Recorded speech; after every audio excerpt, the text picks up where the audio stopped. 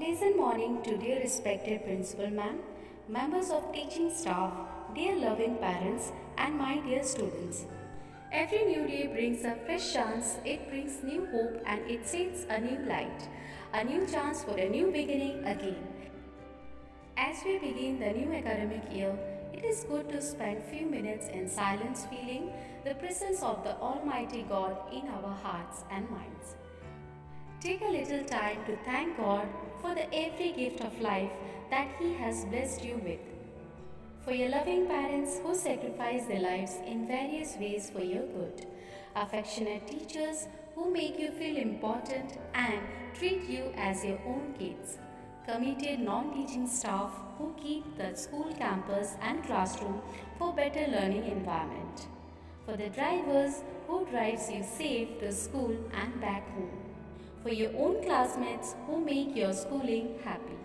Let us pray all the students who start their academic year today in the various parts of the world. We shall seek the blessing from above that God may grant us wisdom and understanding to judge between right and wrong. Well, dear students, good values and fear of God is the hallmark of success.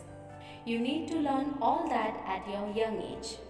I think it would be nice to know how was your holiday and I would be happy to hear from you. Children, how are you today? Are you happy to back to school? Hope you had a refreshing holiday. I assure you had a wonderful time to spend with your parents. I'm very glad to see you all back to school.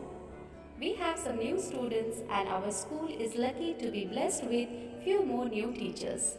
Let's welcome them with a smile and with loud applause.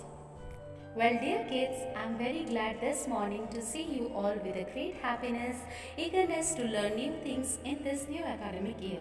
Every new academic year is a blessing as you progress in learning and stepping ahead in life, finding new ways and methods to make life better for the future.